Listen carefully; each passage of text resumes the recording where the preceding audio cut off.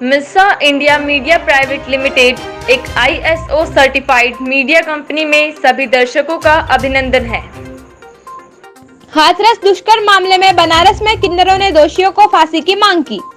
वाराणसी से रोहित सेठ की रिपोर्ट। हाथरस दुष्कर्म मामले में बनारस के किन्नरों ने दोषियों को कड़ी से कड़ी सख्त सजा दिलाने के लिए सड़कों पर उतरी। इस दौरान सलमान चौधरी के नेतृत्व में दर्जनों से ज्यादा किन्नरों ने हाथों में स्लोगन एवं तख्तियां लेकर न्याय की मांग करते हुए शहर के मलदहिया चौराहे पर शांति रैली निकाली।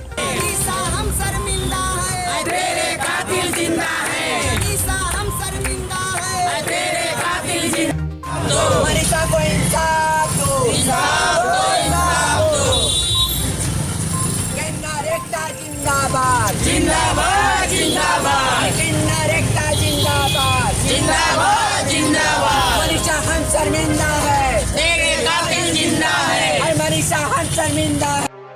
फांसी दो फांसी दो फांसी दो फांसी दो फांसी दो मनीषा के हत्यारों को फांसी दो फांसी दो फांसी दो फांसी दो फांसी दो फांसी दो फांसी दो फांसी दो फांसी दो मनीषा हम शर्मिंदा है, तेरे कातिल जिंदा है, मनीषा हम शर्मिंदा है, तेरे कातिल जिंदा है, आसिफा हम शर्मिंदा है, तेरे कातिल जिंदा है, आसिफा हम शर्मिंदा है, तेरे कातिल जिंदा है।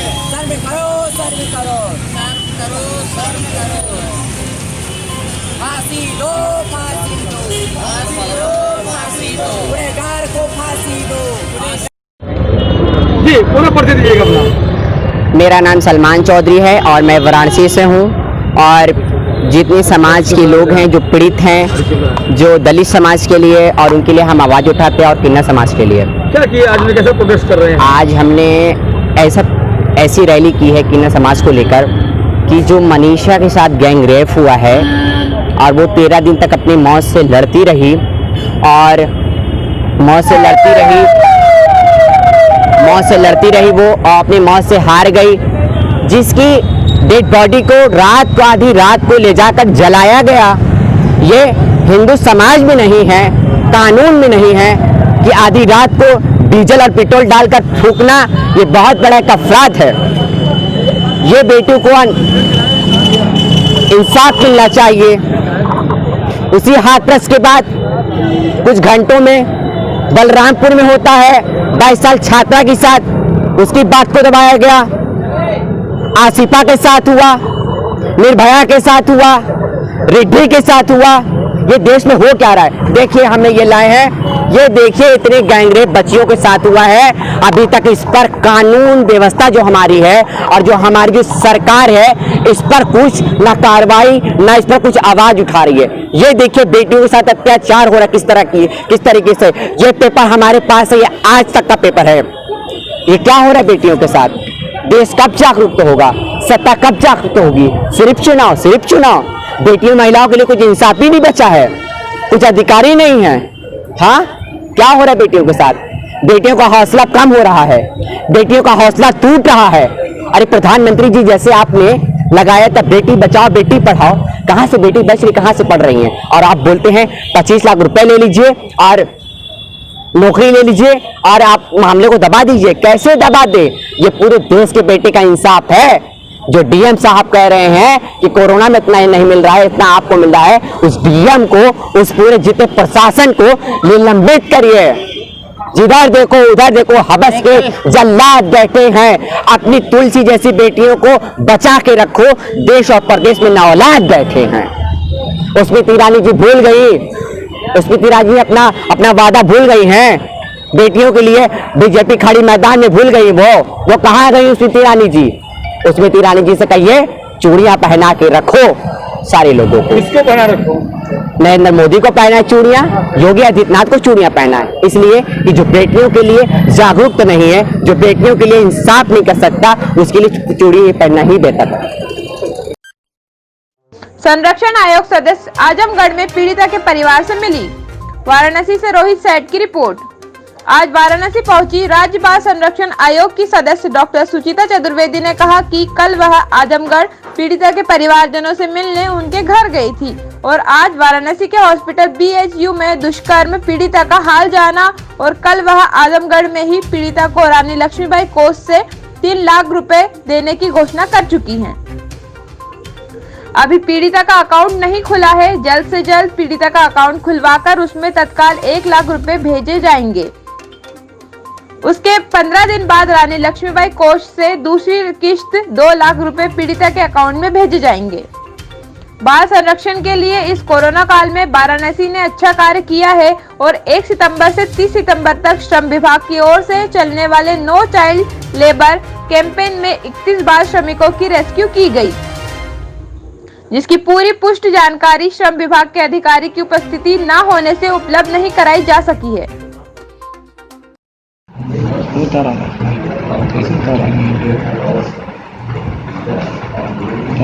वाराणसी आना हुआ है क्या? जी, आज वाराणसी आना हुआ क्या उद्देश्य है? वाराणसी में एक बच्ची, आजमगढ़ की बच्ची यहाँ BHU में एडमिट है।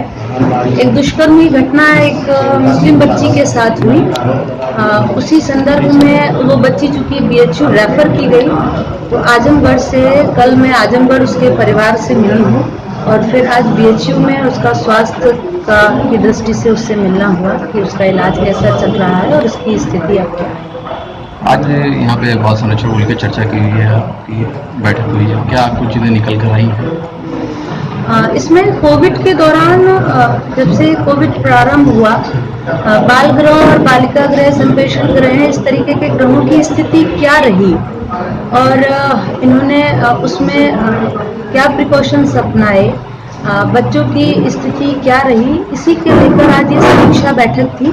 साथ में नो चाइल्ड लेबर कैंपेन को लेकर भी श्रम विभाग के द्वारा जो कैंपेन चलाई जा रही है, इसको लेकर भी एक बैठक थी और उसमें ये निकल कर आया कि लगभग 31 चाइल्ड लेबर इन्होंने पूरे माह में रेस्क्यू किए और उसी अभी श्रम विभाग से भी इसकी पूरी जानकारी ले लूँ और उसके बाद इस पर कोई आधिकारिक पुष्टि हो। उसका ऑपरेशन हुआ बच्ची का, वहाँ डॉक्टर से मेरी मुलाकात हुई और उस बच्ची और बच्ची की माँ से हुई। बच्ची लगभग अभी 4-5 दिन और BHU में रखी जाएगी, फिर उसको घर रेफर किया जाएगा। बच्ची के लिए रानी लक्ष्मीबाई कोष से एक धनराशि दी जाती है बच्ची के सम्मान के लिए। तो मैं जब कल घर गई थी तो वहाँ पर मैंने इसकी घोषणा भी करवा दी और इसको लेकर चूंकि एक सरकारी तरीका होता है इसका, तो बच्ची का भी अकाउंट खुला नहीं था। उस बच्ची के अकाउंट के लिए भी उसको प्राथमिकता पर रखकर कि उसका अकाउंट खुलेगा और 1 लाख रुपए उसके अकाउंट में तत्काल और उसके 15-20 दिन के अंदर 2 लाख रुपया उस बच्ची के अकाउंट में जाएगा रानी लक्ष्मीबाई सम्मान कोष से। वाराणसी से रोहित सेठ की रिपोर्ट। प्रसव के दौरान डॉक्टर की लापरवाही से गर्भवती की मृत्यु पर न्याय की गुहार। वाराणसी चौबेपुर थाना क्षेत्र के बरसतपुर गांव निवासी अमृता पटेल को बीते 3 दिसंबर 2020 को प्रसव पीड़ा होने पर सारनाथ स्थित दीर्घायु हॉस्पिटल में भर्ती कराया गया, जहां प्रसव के दौरान डॉक्टर SK जायसवाल की लापरवाही के कारण महिला के पेट की नस कट जाने से महिला अमृता पटेल की मृत्यु हो गई, जिसकी सूचना पर हिंदू युवा शक्ति संगठन के पदाधिकारी दीर्घायु हॉस्पिटल पहुंचकर पीड़ित परिवार को न्याय दिलाने के लिए मांग करने लगे, जिस पर सारनाथ थाना अध्यक्ष ने आश्वासन देते हुए कहा कि मामले की जांच कर रिपोर्ट के ऊपर उचित कार्रवाई की जाएगी। परंतु मृत्यु के 1 महीने बीत जाने के बाद भी महिला के परिजनों को न्याय नहीं मिला, जिसमें कि 6 अक्टूबर को हिंदू युवा शक्ति संगठन ने जल्द से जल्द मामले की निष्पक्ष जांच कर आरोपी डॉक्टर पर उचित कार्रवाई करने की मांग की। वाराणसी से रोहित सेठ की रिपोर्ट। आप देख रहे हैं खबरों की खबर, अग्निचक्र लाइव न्यूज।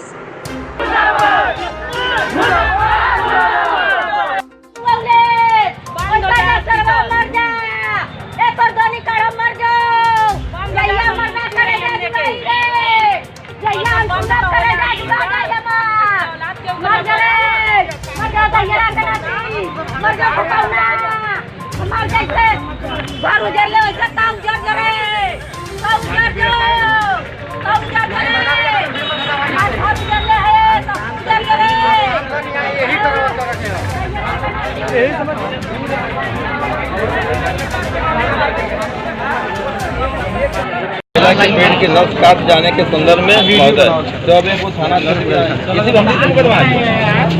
वही तो नहीं हो पा रहा है पीड़ित परिवार। आप जो है देखिए मुकदमा हम लिख देंगे, लिखने के बाद जो हमारी कार्रवाई हम करेंगे, ठीक है। आप सही लिख आप जैसे मुकदमा लिख दीजिए। हाँ। अगर आपके कार्रवाई में दोषी पाए जाएंगे तो आप कार्रवाई करिएगा, नहीं दोषी पाए जाएंगे मत कार्रवाई करिएगा। अल्लाह मत करिए, आवाज नहीं, दोषी नहीं पाए जाएंगे आप कार्रवाई मत करिए। ठीक है, तो आप जो है हमको एक दो आदमी आइए थाना कर दीजिए। चलिए हम लिखा दें, जाइए।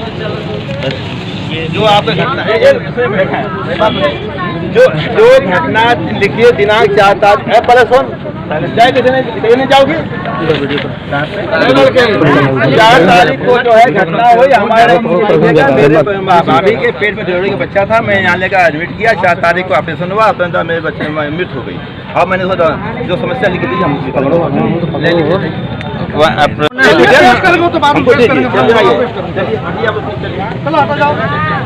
हमको दिखा दीजिए। आपको काम करना है, बिजली वहाँ नहीं आ रही, वहाँ जाना मुकदमा आप लोग का लिखा जाएगा।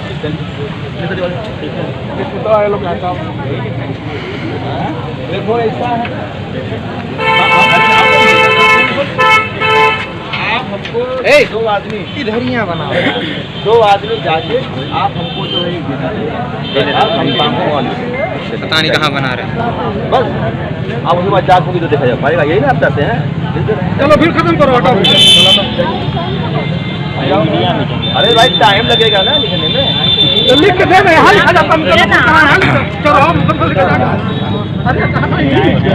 हैं।